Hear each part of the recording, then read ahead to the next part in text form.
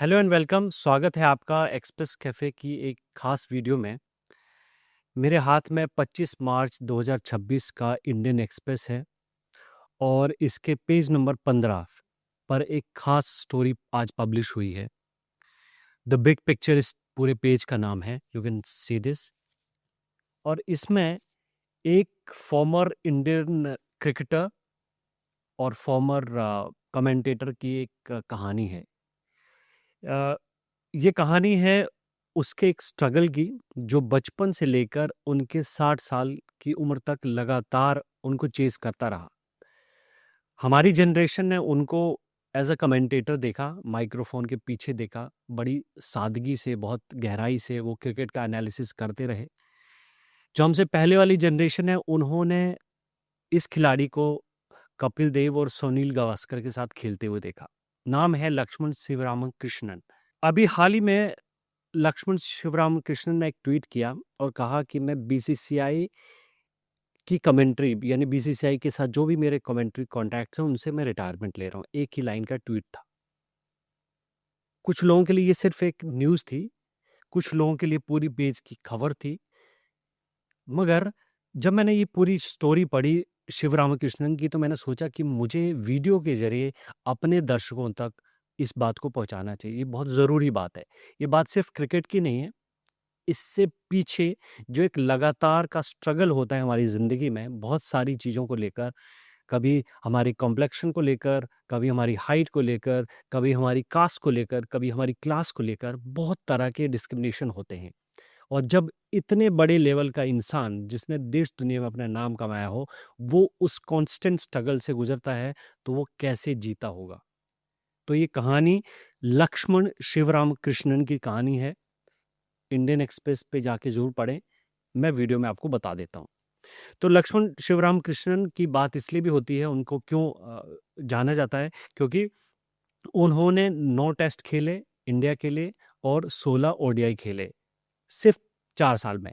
1983 से 87 के बीच वो खेले थे और इसके साथ ही इन्हें जाना जाता है youngest international youngest Indian to play for a test, जब तक कि सचिन तेंदुलकर नहीं आए थे पिक्चर में। उन्होंने 17 साल 118 दिन के थे जब इनको पहली बार टेस्ट क्रिकेट खेलने का मौका मिला था इंडिया। फिर सचिन तेंदुलकर आ गए तो इनसे भी ज़्यादा यंग थे। इन्होंने अपने ब्रीफ इंटरनेशनल करियर में मैन ऑफ द सीरीज़ जीता इंग्लैंड के खिलाफ टेस्ट सीरीज़ में, जो घर पे हुई थी। इसके अलावा जब इंडिया ने world cup series of cricket खेला ऑस्ट्रेलिया में 1985 में, तो ये की परफॉर्मर थे उसमें और इन्होंने जावेद मियांदाद को भी आउट किया था। और अभी बीसीसीआई के कमेंट्री पैनल में थे 2000 से और काफ़ी साल से, यानी 26 साल से तो करीब-करीब ये रहे। अब स्टोरी स्टार्ट होती है कि लक्ष्मण शिवरामकृष्णन ने बीसीसीआई से ये जो कमेंट्री कॉन्ट्रैक्ट है वो ख़त्म क्यों किया और उन्होंने रिटायरमेंट क्यों ली। तो इसके पीछे जब ये बहुत ही शानदार क्रिकेट राइटर हैं हमारे वेंकट कृष्णा और श्रीराम वीरा की और भी रिपोर्ट आपने इंडियन एक्सप्रेस पे तमाम अलग-अलग मौक़ों पे पढ़ी होगी। बहुत शानदार राइटर हैं, बहुत डिटेल में लिखते हैं। तो इन दोनों ने शिवराम कृष्णन के घर का विज़िट किया और देखा कि उनके घर में, तमिलनाडु में वो रहते हैं, चेन्नई में वो रहते हैं और वहाँ पर उनके घर में एक भी फ़ोटो उनके क्रिकेटिंग करियर की, एक भी ट्रॉफ़ी नहीं है। कोई मैन ऑफ द सीरीज़, कोई कुछ नहीं। हालाँकि उनको अलग-अलग मौकों पे मिले। तो इसके पीछे जब इन दोनों ने, क्रिकेट राइटर्स थे, उनसे पूछा इंटरव्यू के दौरान कि आपके घर में एक भी फ़ोटो क्यों नहीं है? उन्होंने कहा कि ये जो पुरानी मेमोरीज़ है ना, मुझे लगातार मुझे पुराने दिनों की याद दिलाती रहती हैं। जो झेला है मैंने अपने पूरे क्रिकेट करियर में, कमेंट्री करियर में, वो उसकी याद दिलाती है। इसलिए मैंने वो सारी चीज़ें हटा दी जो कि मुझे पुराने दिनों की याद दिलाती हों। तो ऐसे ही उस पूरी बातचीत में एक किस्सा सामने आता है कि जब वो 14 साल के थे, तो स्कूल में net bowler, as a net bowler थे और कोई सीनियर इंडियन क्रिकेटर था जो कि नेट प्रैक्टिस कर रहा था। तो उसने शिवराम कृष्णन जब 14 साल के थे उनको बुलाया और कहा कि यार मेरे जूते साफ़ कर दो। तो 14 साल के इस खिलाड़ी, जो कि उभरता हुआ खिलाड़ी था, नेट बॉलर था और अपने करियर में ये स्पिनर रहे हैं। तो इन्होंने कहा कि this is none of my business.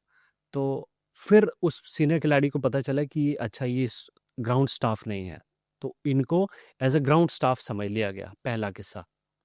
दूसरा किस्सा तब का है जब ये तमिलनाडु की टीम में थे, और वहाँ पे तमिलनाडु की टीम में इनको कुरुप्पा कहा जाता था। कुरुप्पा का मतलब होता है कि डार्क स्किन्ड, यानी काला। जब इन्होंने तमिलनाडु की टीम में नॉर्थ इंडिया की अदर सिटीज़ में जैसे चंडीगढ़ जाते थे, जालंधर जाते थे, तो वहाँ पे जाते थे तो क्राउड इनको कालिया कालिया कह के बुलाता था। इन्होंने खुद बोला, ये स्टेटमेंट इसमें इनकी है, कालिया तेरा क्या होगा, ऐसे ग्राउंड से लोग इनको आवाज़ दे के बुलाते थे। अब देखिए वो एक टेंडर माइंड है, एक छोटी सी एज है, और उस दौरान वो अपने डार्क कॉम्प्लेक्शन को लेके क्या-क्या झेल रहा है। 2 इंसिडेंट मैंने आपको बताई इस रिपोर्ट में जो हैं। तीसरा इंसिडेंट एक और आता है कि मुंबई के नरीमन पॉइंट में ट्राइडेंट होटल है। वहाँ पर ये टीम इंडिया का हिस्सा थे, और वहाँ पर जैसे ही पहुँचते हैं तो गेटकीपर ने गेट खोलने से मना कर दिया। उनको लगा कि ये इंसान, इस कॉम्प्लेक्शन का इंसान तो टीम इंडिया या इंडियन क्रिकेटर नहीं हो सकता है, ये तो कोई और है। तो उसने ये मानने से इनकार कर दिया कि ये इंडियन क्रिकेटर है। इसमें लिखा हुआ है कि 16 साल की उम्र थी, और वो जब भी उस बात को सोचते हैं, करते हैं, तो ऐसे काँपने लगते हैं कि इतना ज़्यादा इनजस्टिस, इतना ज़्यादा डिस्क्रिमिनेशन इनके साथ हुआ। इसी सीरीज़ में चौथा इंसिडेंट आता है। चौथा इंसिडेंट तब का है जब ये टीम इंडिया में आ चुके थे और सुनील गावस्कर कप्तान थे, तो इनका जन्मदिन था, 17th बर्थडे मनाया जा रहा था टीम द्वारा। तो इनके लिए केक ऑर्डर होता है, और केक ऑर्डर कौन-सा होता है कि डार्क चॉकलेट केक मँगवाया जाता है। तो किसी ने टीम में से मज़ाक में कह दिया, जैसे अक्सर टीम वाले मज़ाक में कह देते हैं, दोस्त मज़ाक में कह देते हैं कि यार तुमने सही केक मँगवाया है, डार्क चॉकलेट केक मँगवाया है फॉर अ डार्क बॉय।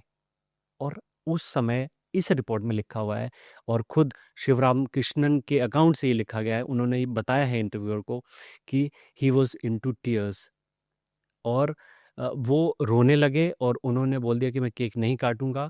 फिर सुनील गावस्कर जो कप्तान थे, उनके द्वारा समझाए जाने के बाद वो एग्री हुए, और उन्होंने केक काटा। बिलीव कि ऐसा होता रहा है, और ऐसा अक्सर बहुत सारे लोगों के साथ हमारे जीवन में होता है।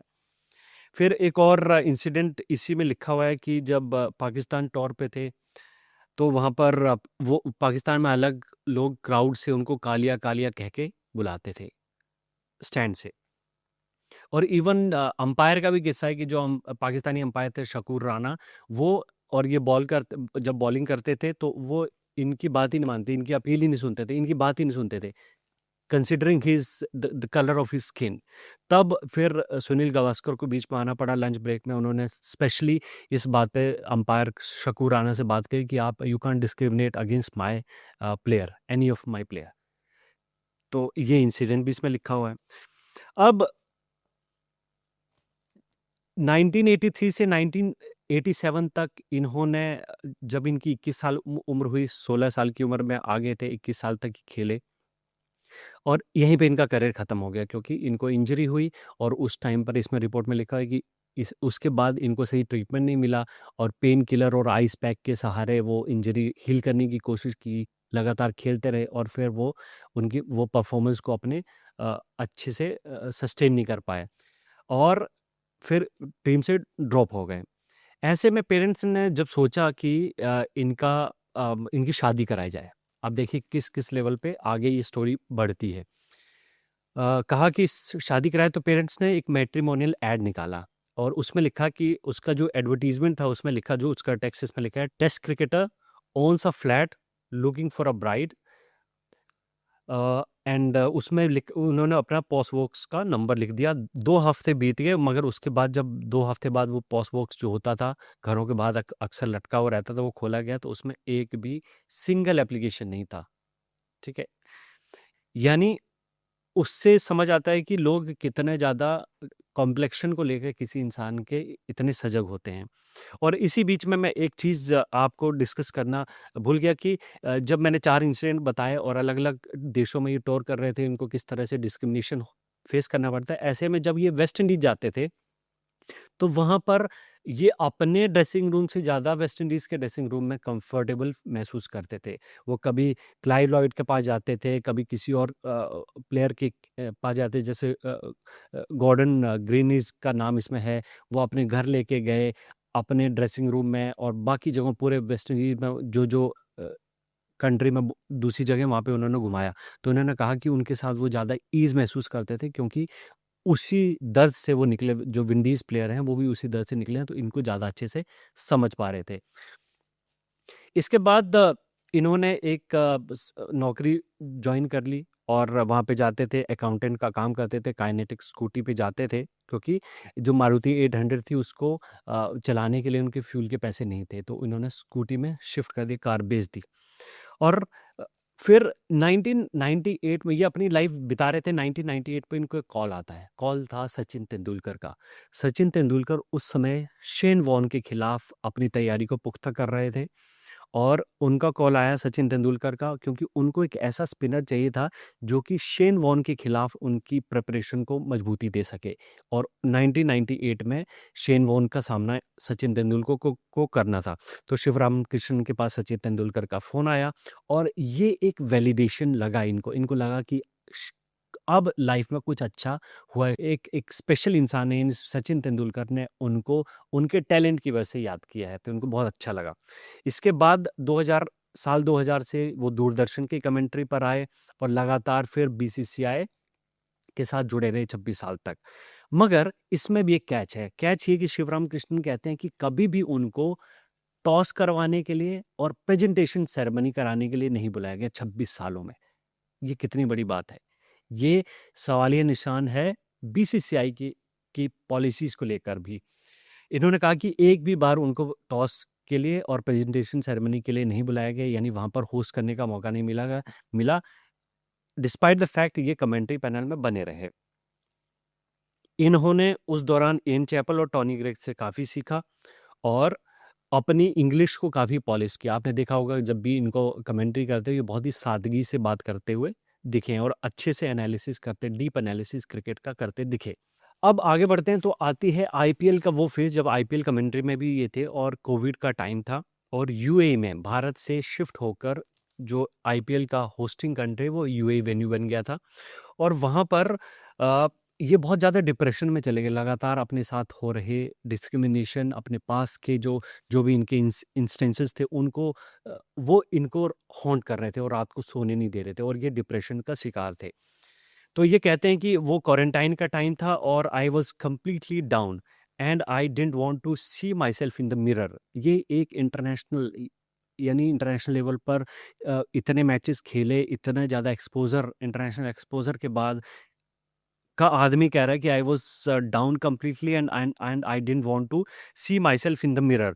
आई would have a couple of drinks and go to sleep because I could not bear anything. Whenever I was awake I thought I was going to die. ये इनका कहना है। आगे मैं जब पढ़ता हूँ तो इन्होंने आगे लिखा है कि sometimes when we were travelling in Dubai there was no speed limit. If the vehicle went very fast something in my mind would tell me to just open the door and jump out. Somehow something stopped me from doing anything silly. यानी वो जब travel कर रहे होते थे तो उनको ऐसे ख्याल आता था कि स्पीड वाली कार से, मतलब जिस जिस व्हीकल पे वो बैठे हैं उसका दरवाज़ा खोलें और कूद जाएं और मर जाएं। और ड्रिंकिंग की हैबिट भी इनको लगी क्योंकि डिप्रेशन में थे।